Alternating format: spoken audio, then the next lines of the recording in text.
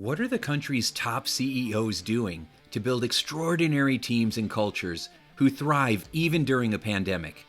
You're about to take a deep dive into the minds of wildly successful C-suite leaders who are evolving the way that we work in the 21st century.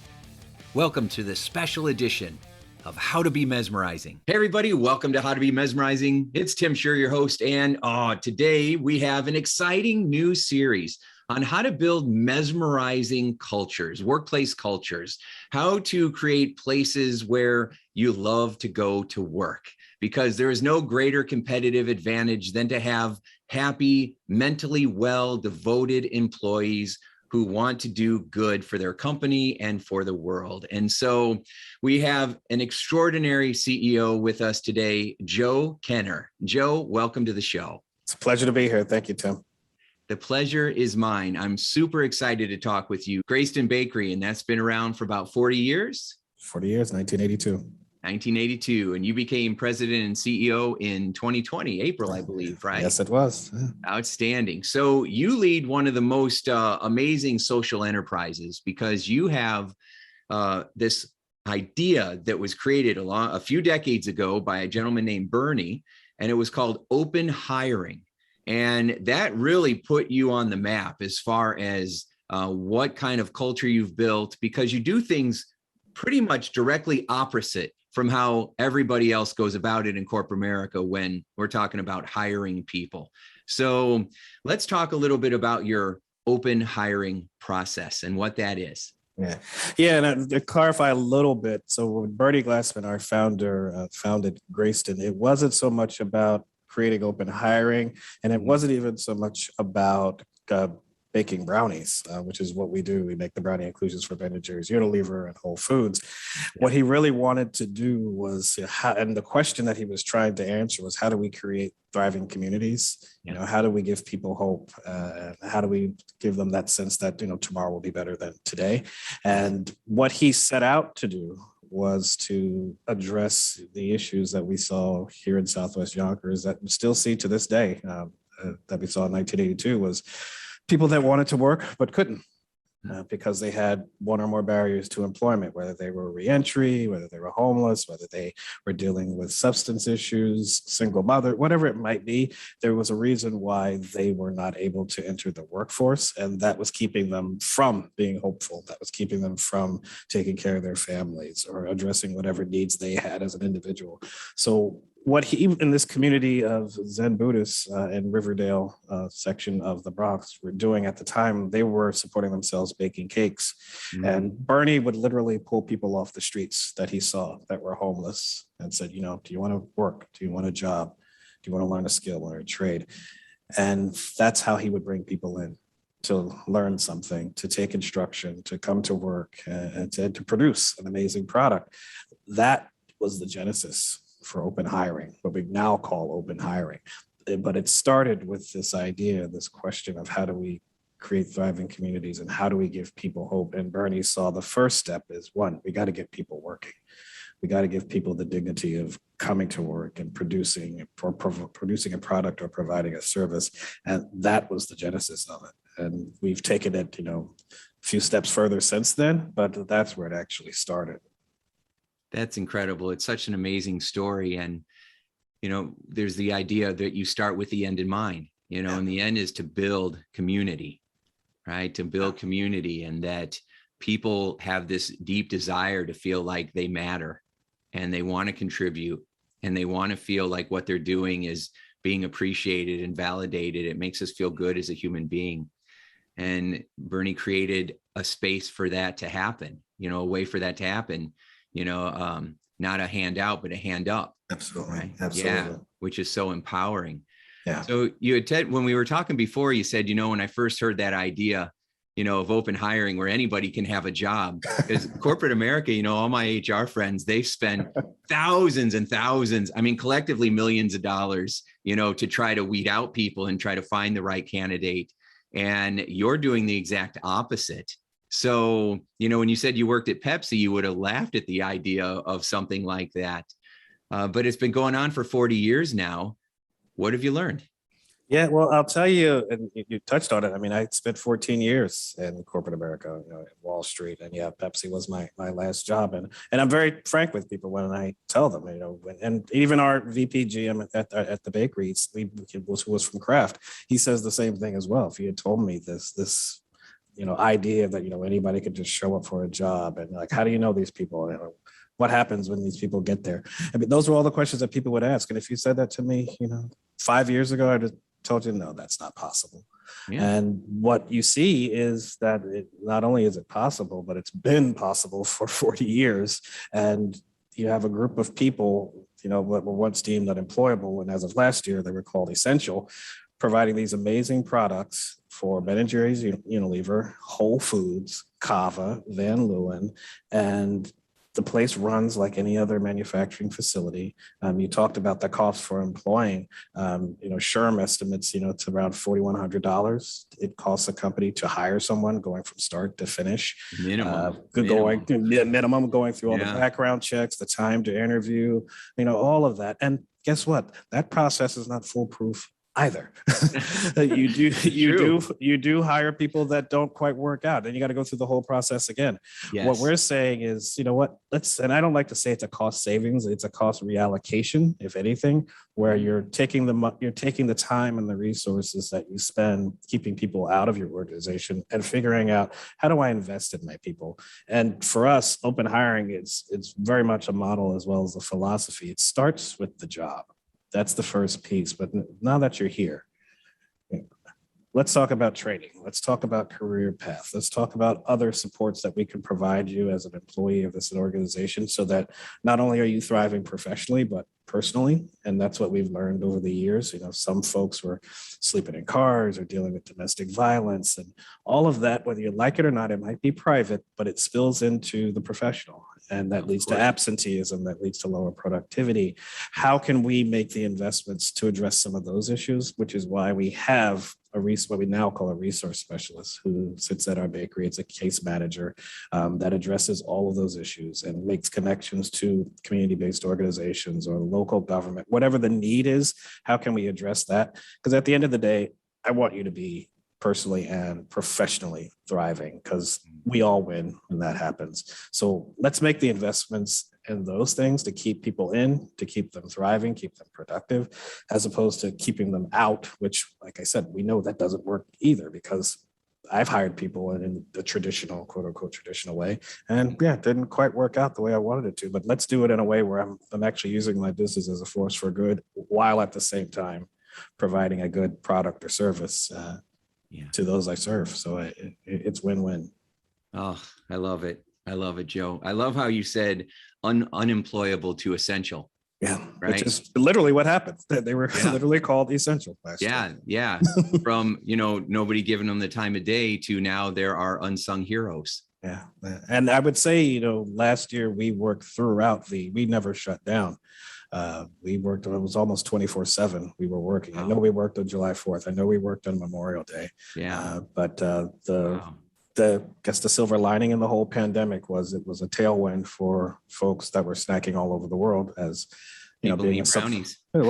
Being a part of Ben & Jerry Unilever's global supply chain, and people were putting those pints of ice cream into their e-grocery carts. That worked for us, and but it provided jobs and it provided opportunities to the folks here in Southwest Yonkers. I just love that. And something else that's so important, when you get them in, then the very next thing you do is you train them. Yeah. And so many people are lacking training, right? Especially leaders, because I've worked with so many leadership teams.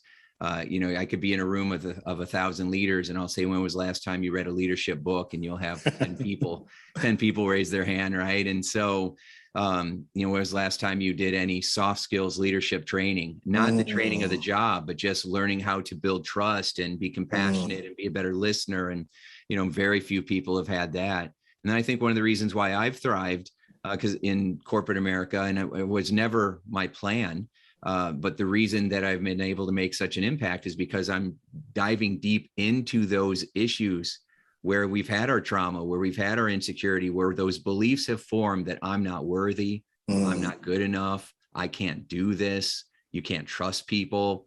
That's where all the conflict comes from. That's where all the big people problems come from. And companies are just buildings full of people. Exactly. Right. So you can't, as you said, you can't separate it. So if you're going home and you're, strapped because you're in an abusive relationship, or you're a single mom or a single dad, or you're trying to figure out if your kids are okay, or you're not sleeping at all, or you're not sure where if you're going to be able to pay your rent, how can you possibly show up and be 100% focused on your job? If you show up at all, or if you have a home to go to. Right. Yeah. So what do you say? We have a lot of leaders, a lot of C-suite execs that are listening and watching this program right now. And they're like, well, it sounds great, Joe. I mean, it sounds really great. And you've been doing that. But how do you know that people aren't going to steal from you, that they're not going to have a mental breakdown, that they're not going to, disrupt, or something else, because we have a business here and we don't need a lot of lawsuits. So what would you say to that? Yeah, and there's a few responses to that. I mean, one, you should be asking that question no matter where you work, right? I mean, again, that's one of the things the pandemic taught us is, people were asking, am I safe here? Is my company taking care of my safety?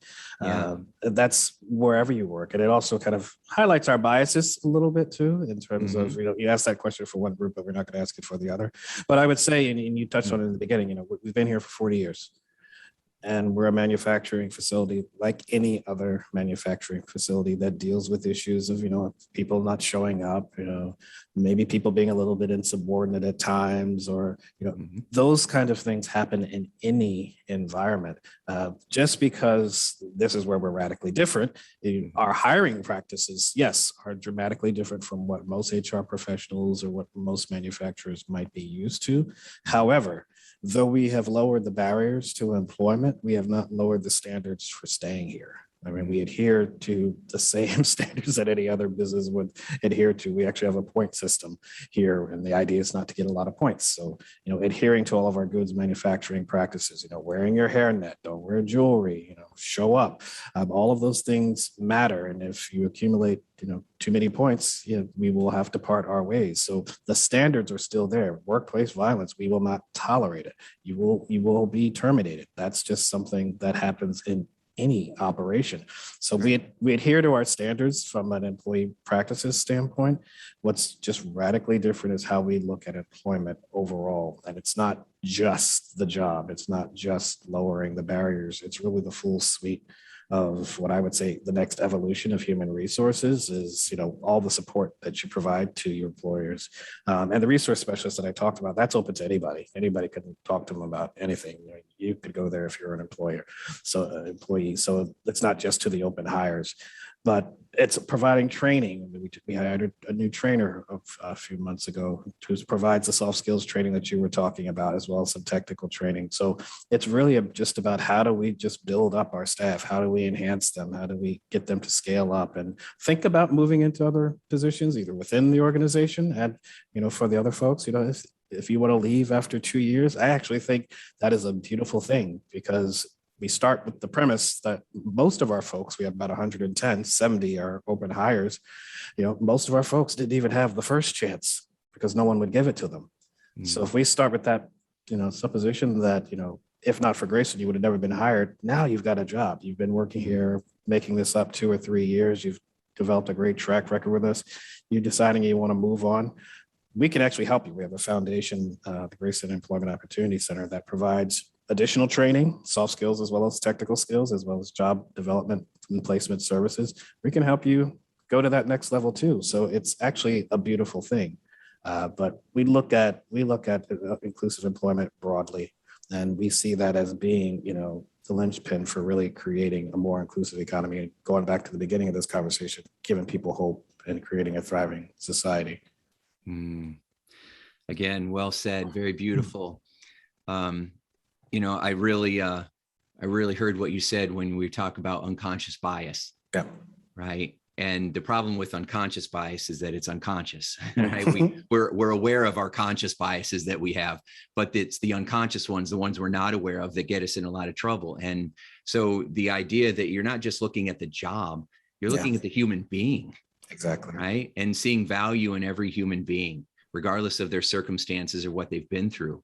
And that's just awesome. And then the idea that you have a path for them to go through, so that people don't feel like, well, you gave me my first break, so now I'm, have to be here forever. And you're like, no, our goal is to build community. And that means building every person in that community up, right? And giving them resources and tools and support. And then if they decide it's time to move on, that feels like a victory. Yeah. Right. And a lot of the folks that started out as bakers, I think it's about 25% have moved into other jobs within the bakery. So, you have people going into R&D or, supply chain or other parts of the organization. So people do move into other positions. And we do have folks. Just last year, we celebrated somebody who was 6 years at a local company here, just a couple of towns over. He spent 6 years at this place after working here for a few years. And P.S., he was in prison for a long time before that. So now he's thriving. So so you get all different types of stories. And to your point, it's the person. So every story is going to be different. Yeah. And that's actually one of our new values is, respect and compassion and just understanding that other people have their own path that they've gone down. They have their own story. So, don't put everybody in the same box because, everybody's an individual. That's exactly right. So what are since I love, unconscious beliefs and I just feel like our beliefs really influence all the decisions that we make in our life. Absolutely. What are some of the self-limiting or negative beliefs that people have about themselves that they have to get over as they first have an opportunity to come work with you? I could tell a few stories. It's not just the beliefs. A lot of times it's just the reality that some folks are going through. And I would encourage people to go to Greyston.org or just Google Greyston Wide Open Dreams. It's a documentary that was put together by a group of Westchester Community College students. They wanted to tell Greyston's story, and they focused on 3 of our employees, and all with a different barrier: a single mom, a reentry person, someone who had English as a second language. But I'll take the single mother, for instance, Shauna, who's kind of the feature in this segment. She has 5 kids. And at the time, a few years ago, before she came to Greyston, she could not get a job to save her life. And she'll tell you, I wasn't male enough. I didn't have the right experience. I didn't have the right education, something. And in her words, she says, when everybody said no, Greyston said yes, to the point where she got no so many times. And this gets to your question. And this is the reality. She was ready to give up her kids. So a single mom about to give up her kids. It was almost to the day. I think it was actually the day that she was about to make this decision. She gets the call. Her name came up on the Greyston list. Wow. To report for orientation. Working the night shift too. So that was perfect for her single mom. Yeah. And she says that changed her whole trajectory. And again, so this is not just thoughts that she was having. This was her reality that I was about to give up my kids. I can't even, I have a 4-year-old. I can't even imagine that, but that's where she was because she was at that point of just being denied. Yeah. Oh, wow. Yeah. Give up her kids as an act of love because she's not able to take care of them. No. How selfless and difficult. I can't imagine. Yeah. That's such a beautiful story. Wow. And there's just so many of them. Yeah, and it goes back to what Bernie was originally thinking. It's like, what a grave injustice when you have people that want to work. And they can't. Yes. They can't take care of themselves. They can't take care of their families. They can't stay in their communities. Like something is wrong with the system if we can't, even as business leaders, find a way to address that. Yeah. Well, I think as business leaders, it's our ethical obligation to do it because we have the power. We have the, the ability, we have the resources, we have the collaboration, we can do something with, that power that we have. And so that's really good. Now you say that you have a B Corp. We've heard of the S Corp and the C Corp and the LLC, and you have a B Corp. So Joe, what's a B Corp? I'm not a lawyer, so I'm not going to describe all the other ones, but I do work for Greyston, so I can at least describe the benefit corporation. So the beauty of the benefit corporation is the whole governance structure. So it's the focus on the triple bottom line: people, planet, profit. Not only are we a B Corp, but we are a certified benefit corporation, which means we've met the highest level of standards for purpose-driven company, from transparency to obviously the triple bottom line, but our overall governance and governance structure and focus on the ESG, environmental, social, and governance. We've met the highest standards. And in fact, of all the 4,000 or so benefit corporations, certified benefit corporations in the world, we're in the top 5%. Wow. So we're very excited about that. And we are also New York State's first benefit corporation in 2012. So wow, congratulations. We'd like to celebrate that, but it's basically what we focus on are the people, planet, and profit. So all of our board meetings focus around that. How are we achieving those goals? And clearly, I mean, as a organization that does open hiring and focuses on the community and hiring the people that will live here. About 80% of the folks at the bakery come from Southwest Yonkers. So that's a beauty for us. We contribute, between our foundation and the bakery, about $11 million of impact. When you think about the people that we hire, you think about the people that we're getting off public assistance and savings from a lower recidivism rate, because as we know, the first 60 to 75 days that you get out of whether it's jail or prison, if you don't get a job, most likely you're going back. So we're making an impact there. And that's what it's all about for us as a benefit corporation, as a certified benefit corporation, but really as a champion of stakeholder capitalism, or conscious capitalism, however folks want to call it. Our focus is clearly, yes, we can't be around to support our people if we're not doing well financially, but it's more than finance. In addition to finance, it's our people, it's our stakeholders, it's our suppliers, it's our local governments, the community that we operate in. We take a very expansive view of who is actually connected to us and how we're actually adding value to our surroundings. Wow. I think you answered the question I was going to ask next already, because you said people, planet, profit, which I love that. And I love the order that you put it in. Yeah. And I was going to ask, can you make any money doing that? You're focusing on your profit last. People are in business to make money. Your business is your ATM. Greed is good. These are all the ideas that were infused into people's brains through movies in the 80s and 90s. Yeah. So, and now all of a sudden we're shifting that and talking about, no, people matter, and we need to bring the humanity back into the workplace or into the workplace. I don't know if it was ever in the workplace. So we're leading the charge. So can you make money, putting all this effort into people? Well, you have to. And again, if you want to be sustainable over the long term, clearly profit is a key piece of that. But stakeholder capitalism is not focusing on all the other stakeholders to the exclusion of profit, to the exclusion of your finances. It's in addition to. So it's a more expansive view of just how your business is adding value.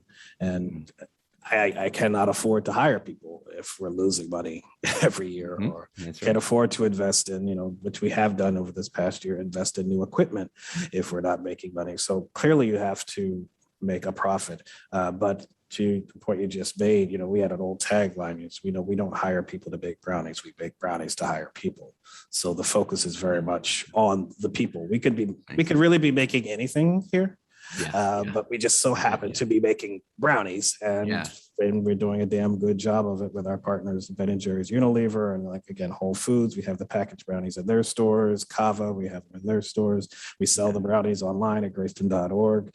So, you got to provide a good product and service. And at the end of the day, you got to provide something that the people want and that they demand. And you have to do it in a way that is profitable, so you can do all of the things that I just talked about: CapEx, hiring people, and making other investments. So yes, we do. And we've been around for 40 years. So you might have had some bumps in the road along the years, but we're still here. Had a record year last year. And we're looking to have even greater, we have a 2030 vision for expanding not just, our operations, but really the model itself, and teaching other businesses how they can do what we're doing here and creating more opportunities. I love that. I love that.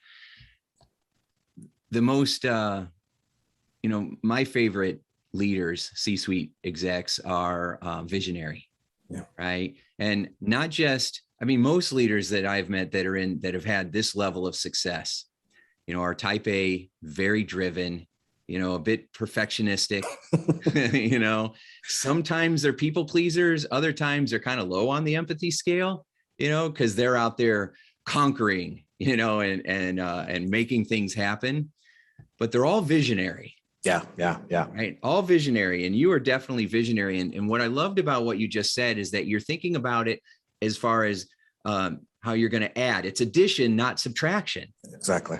It's not what we have to take away and what this is going to cost us. This is how we can add in addition to what we're already doing.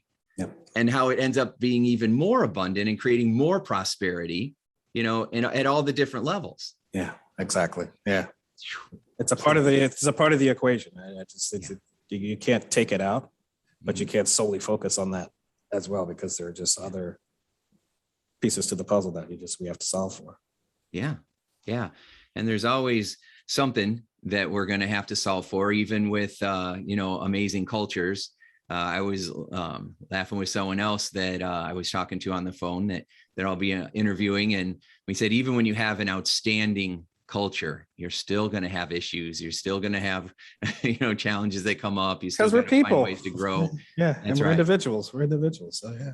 That's right. Yeah, that's exactly right. If you have people, you're going to have challenges. So, but that's okay. So then let's talk about some of the little bumps in the road. And because you and I have chatted about that before. So, but for the purpose of everybody else listening, you said you've tried other things to grow and expand, other social programs, other projects that you tried. Tell us a little bit about that and what you've learned from trying these different things. And it's just that. I should describe it as bumps in the road. They were learning experiences. I like to say, I don't have bad experiences. We just have learning experiences. And that's right. Part of Bernie's, going back to his vision again, was, how do you create thriving communities? Once he saw that he could give folks the jobs, he learned all of these other things, that people needed housing, they needed childcare. So he went into those fields. And, there was a time when Greyston had a whole portfolio of low-income housing. We ran a child care center. And right before, this is right around the time I joined in 2018, we had just sold off the low-income housing and as well as the child care center, and transferred it to another, to different providers in the area that are actually experts at it, because that's what we found. We were not experts at it. They were the best in class. And as we continued to learn, when I became CEO in April, what is our core? And that's where you just have to kind of take a step back and look at your mission statement, look at your core values, look at what you really do and what do you want to be in the next 10 years or so. And you start to realize that certain things may no longer fit. So this past year, we had a housing facility for the chronically homeless with HIV/AIDS. We had community gardens, all good programs. People, actually our chronically homeless housing facility, it was the only one in the county. But it really wasn't something that was core to who we were. The funding was going away in dribs and drabs. So it was becoming even more of a challenge to get it funded. And we were pretty much exited the housing industry anyway. So we decided to discontinue that this year. And again, transfer those residents to the providers who do a great job, who are known for that. The community gardens went to Yonkers YMCA, who's all about community wellness and eating right and growing your own food. Like, that's what you do. Our board decided, and I had a new board. I brought in 7 new board members last year, and we have a new executive team. So it was just the perfect time this year to kind of look at our mission statement, look at our values. And we decided to revamp our values and really come up with a 10-year vision. So the new mission statement is, unlocking the power of human potential through inclusive employment, one person at a time. That is our core.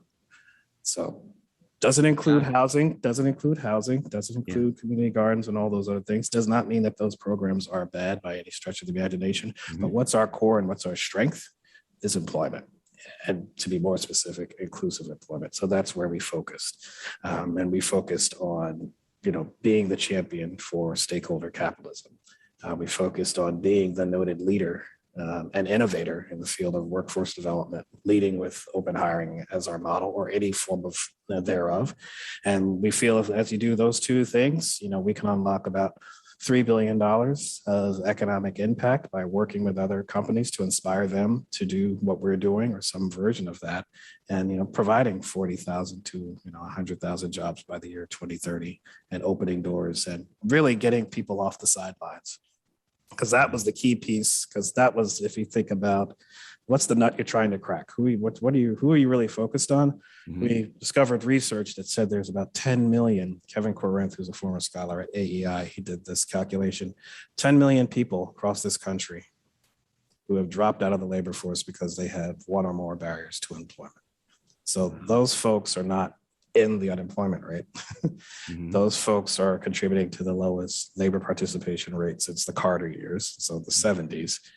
How do we get them back on the sidelines, get them off the sidelines and back into the mainstream? We believe the solution is inclusive employment. Mm-hmm. And open hiring is the way to do that. So that is what we want to focus on for the next 10 years. And that is our vision, to inspire others to do what we're doing, whether it's, we've got the Body Shop working with us, Giant Eagle, Rhino Foods, Clean Craft, which is a custodial service company in Rochester. I'm shooting for Amazon and Walmart. I got my target on them. Let's open up doors of opportunity so that we can get those folks off the sideline, because there is a ton of money on the table. Because even if you think about 100,000 jobs, that's like 1% of the 10 million. We've got a lot of work to do in terms of getting people to work. So we learned over time that this is where Greyston needs to be. This is what we agreed to as a leadership team, as well as our board. This is where we need to focus. And that's what we've done. So I am proud of our history, but I'm also proud that we're not afraid to innovate and change. We tried things, and all right, most entrepreneurs, that's what you do. You try things, that doesn't work. Well, that is your history. Find something else. Yeah. You're innovators. Yeah. I mean, it's a core value, right? Yeah. That is your history, and it's your present, and it's your future. Yeah. And I think it's very wise that you are honing in on what you excel at and what you're the best at, instead of keeping those other things going just because you feel guilty or you feel like maybe it's the right thing to do, when it's not. The right thing to do is get it into the hands of people who are experts at that. Mm-hmm. Yeah. And going back to the other point, I mean, even when you do these transitions, you're talking about people's jobs, you're talking about people's employment. So that's never an easy thing. Right. But again, at the end of the day, particularly for me, I do have to focus on the stakeholders, right? And who are we trying to serve? And where are we really trying to get to?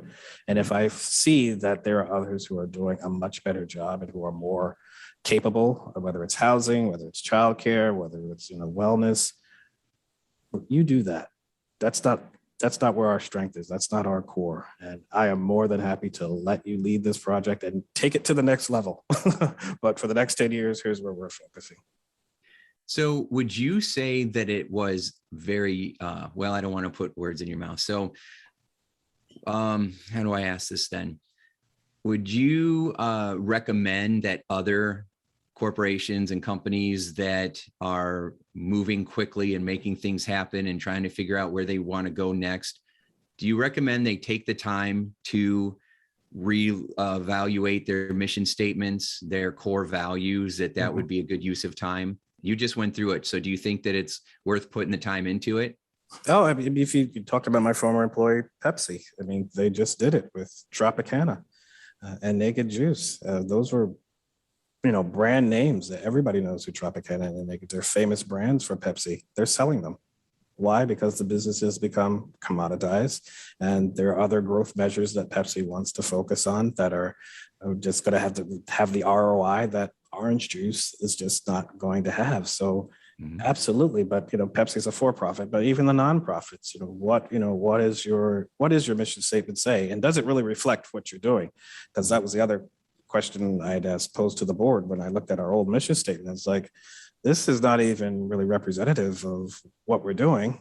And certainly based on the conversations that we just had, is it representative of where we want to go? So we really have to be more, and sometimes it takes a lot, because I know how much it took. And I was cleaning out my office and I saw years and years of core value statements, mission statements. I know the work that goes into this, and it is a reflection of the leadership at the time and where you want to take the organization. So it's hard to kind of unwind some things and start anew. But if you want to be, again, sustainable for the long term, and add impact and grow, you're going to probably have to make some tough choices that it might be hard at first, but in the long run, it's going to help your organization. It's going to help your people too, to really understand that who you are as an organization and what you're really all about. Yeah, that's exactly right. I mean, I've had some clients where, they thought we were going to revamp this in an hour. And then, it might take a couple of months, and they're like, this seems like it's a lot of time that we're spending on this. And I'm like, it's your compass. It's where you're going to go. It's good to be visionary and it's good to be hustling, but you also should have your compass so you know that you're going to arrive at your desired destination. And so I just wanted someone else to validate that. I might be like your employer, because I would joke with my board, because I'm the type of person, I didn't think I was going fast enough. And they're like, Joe, I think you've done a lot in the last year. I think you should be proud. It's like, no, we're not done yet. There's still more to go. So that's the type A. And because it's all about momentum, right? And how fast can we make things happen? Now or never. That's right. Yeah. Yeah. So, however, as you said, that sometimes, like I live in Indianapolis, so we've got the Indy 500, right? And those $1 million race cars are built for speed and performance. But if they don't stop and take the pit stops, they don't finish the race. Yep, right. Yep. And nobody wants to stop for the pit stop because we like driving ahead. But those pit stops are just as important. Yes. So you got to refuel, right? And get clear on where your strengths are, and what you're really about, and then where you're headed. Yeah, that's so true. Outstanding. So what's your culture like now at Greyston? What's it like when you go in, and how are people treating each other? It's interesting you asked that, because we just had today, we had an employee appreciation day. This was probably the first time that we've actually gotten together in person as a group. People had their masks on and all, but it was just, it's to take the time, because we have a lot of new people. Part of the transformation was, bringing in a new team. I learned from my former Pepsi CEO Indra Dewey, you can't change your strategy until you change your culture. So we have a new executive team. We have a new staff below the executive level, so the vice president level. So it was just an opportunity to kind of just take a pause, just what you just said, and just say that this has been a very tumultuous year and a half, with the pandemic, with the leadership changes, with people exiting the organization, but new people coming in. But we just issued our annual report yesterday, and we celebrated a lot. $11 million of impact, record number of brownies being produced this year. And now, I mean, when I first started, we were making 33,000 pounds a day. We're over 50 now. We've got we're training our folks. We have a trainer on staff now. We've got a new resource specialist on staff for our bakery. We have new programs with our new VP of Strategic Programs, my old job before I became CEO. So all these new things that are happening, and we just wanted to pause and just kind of celebrate. And I told the team, like, this, we want to do more of this, because this is part of our new core values. This is the culture that I want to create, one built on respect, collaboration, empowerment, transformation, compassion, non-judgment, which is at the center of open hiring. That's the kind of culture I want. That's the kind of people we want to attract. That's the vision and the image we want to project to the outside world. We have two different entities, both a for-profit and a nonprofit, but we all have to work together, because at the end of the day, it all goes back to the mission statement. Mm-hmm. And that's, how are we all unlocking the power of human potential through inclusive employment? And I don't care whether you're sweeping the floors, or whether you're working in our programs, or if you're a baker, if you're in finance, everybody in some way is contributing to that. And unless we work together, it's not going to happen. So that's the culture that we're creating. I don't like to say, and I said this at a town hall a while back. I don't think you'll ever hear me say that we've arrived. I'm always going to be looking for how we can be better, and how we can be more collaborative, how we can be more innovative. Does the vision that we currently have make sense in a year? Like those are the kinds of things we just have to keep asking. So I want us all to be learners, and I want us all to be, as our history dictates, flexible and innovative. Yeah. I love it, Joe. So good. Yeah, the cultures are not fixed entities. They are ever flowing and vibing. And like we said, as long as you have people involved. And, I've worked with companies where we had completed the training that we were going to do, or at least they were going to do with me. And I told them, I said, the reason you have the events, you have the volunteer work together, you have the book clubs, you have the bowling, whatever you're doing, is because it's an excuse to continue to have another meaningful conversation. Absolutely. The whole goal is to keep the conversation going, right? Yeah. Never let it get stagnant, because, that's when the big problems start to happen. Yeah. And don't be afraid, like there's a book I have on my desk, Courageous Conversations. Like sometimes you have to have those. Yes. It may not be pleasant, but feel, and I try to get people to just, you can tell me anything, or your direct manager is your first line of defense, but really it doesn't help the organization, doesn't help us when we keep things to ourselves. So we should always be speaking up and like talking about how we can be better. And as long as we keep, assuming positive intent and how do we advance the mission, because it all comes back to the mission, that's all good. And we got to be big boys and girls to kind of take some of that criticism on the chin. So, yeah, because it's feedback, right? Yeah. Not failure, it's feedback, and you can grow with feedback. So it's when people aren't talking, that's when the problems happen. Yeah, it's learning. The old approach of sweep it under the rug and hope it goes away on its own is disastrous. Yeah. So what's something that you do, or that you really lean on your like frontline managers to do to create that psychologically safe workplace environment so that people feel safe enough to be able to speak their minds? It might sound very trite, but sometimes you just thank people. It's like after they give you the feedback, appreciate what you said. Let me make sure I understand what I just heard, and don't take it personally. It's like, and I try to couch in, and I'm learning this too, because again, I'm type A and I speak directly. So sometimes I might sound harsh, but I'm not being harsh. I'm just giving you the facts.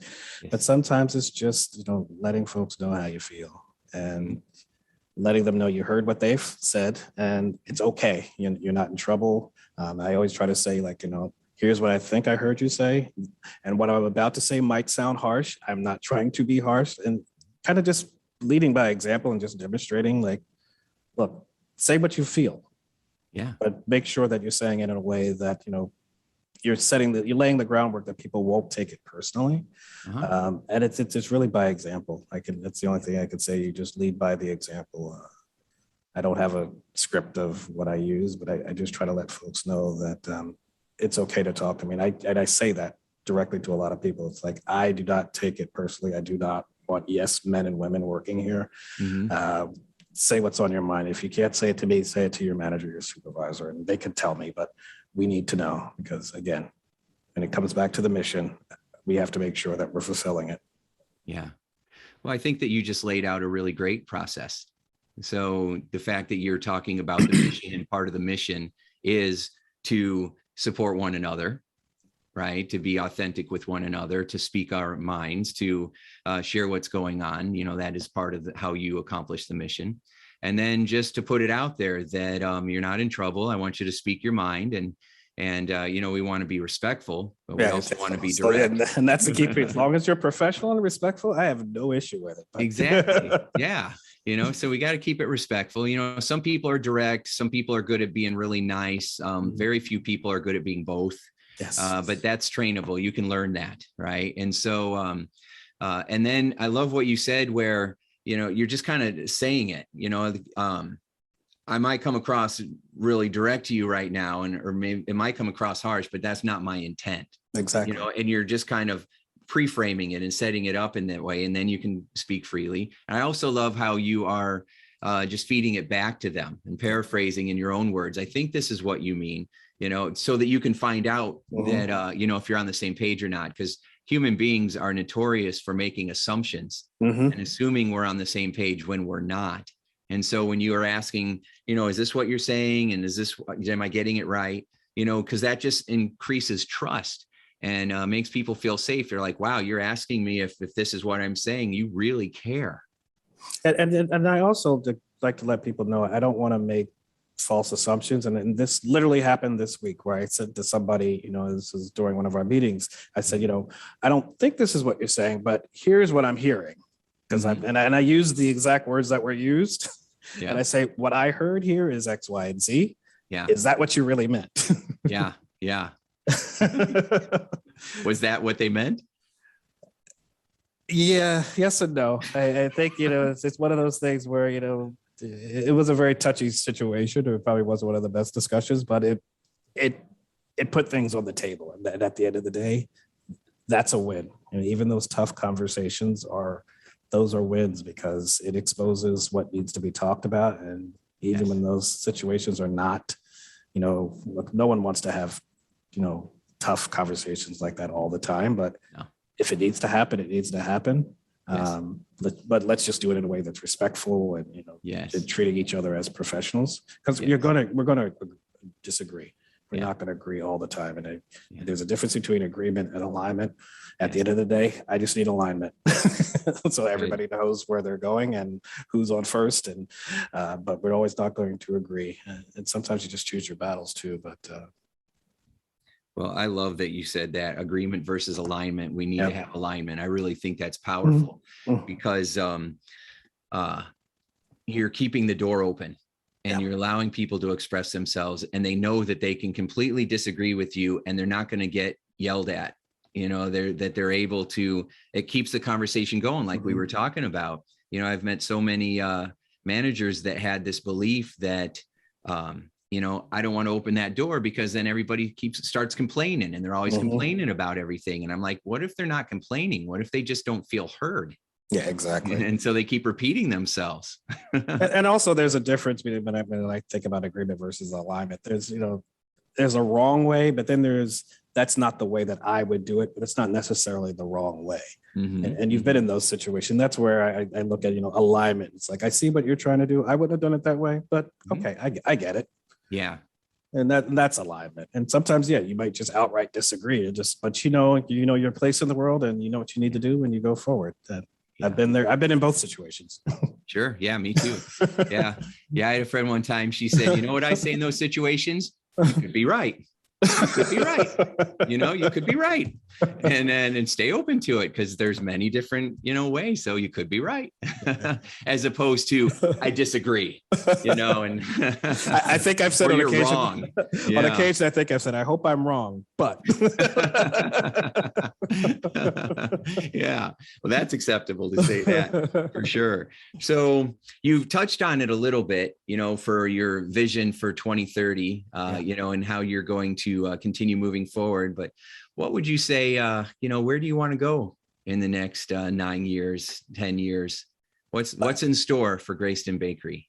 No, I'd say in Greyston in general, it's really that. It's, it's unlocking the power of human potential through inclusive employment. And it's really about getting other companies on board to either adopt open hiring, some variation of inclusive hiring, so that we can continue to open doors to employment to the folks that have been excluded. And also just to get these folks into jobs. Again, there's money on the table. 1%, there's $3 billion of impact. Wow. So if we could just, if we could just start there, that's huge. But that's the world I want to see, where that 10 million goes down. Yeah. Those 10 million folks who want to work, and maybe not all of them will be able to work full time or whatever, but there's so many, because we work with them right here in Southwest Yonkers. There's so many who do want to work. They do want a job. They're just looking for somebody. And we've seen this through our folks at, the body shop, and seeing the qualitative responses from people just saying, I have a great work ethic, but I didn't know how to interview. Or, I have a great work ethic, but I didn't know how to put a resume together. Or, going back to what Shauna said, I'm a male, I look like this, it's like all of these things that kept people out of employment. Let's put that aside and just say, like, what do you as an organization need? Do you need somebody to make your widgets or provide your service? If this person is trainable, and then that's where open hiring really works. If it's a trainable position that they can learn the job on the job, and all they have to be willing to do is show up and take instruction and want to be successful, what's the loss?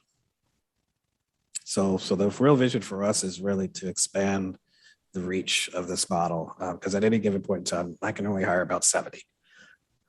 So we've got 10 million. So we need other companies to get on board with this. And we have a great partner in actually the Netherlands, of all places, Start Foundation, they're actually replicating the model over there in the Netherlands. They have about 20 pilots going on in different industries, so services and manufacturing. So it's great to see the model being applied in a different context in a different country. And we're going to be launching hubs here in New York State, and Rochester, we have one. New York City, we're going to have one. And right here in our own backyard of Westchester County, we're going to have one. But we want more companies to get on board. And you know what, Tim? It could be one job. You don't have to be the Amazon or the Walmart of the world. It could just be one job that you say, that's going to be our open hiring job or our inclusive hiring job. And think of all the thousands of businesses if they could all just do 1 or 10 or 100 or 1,000. Oh, yeah.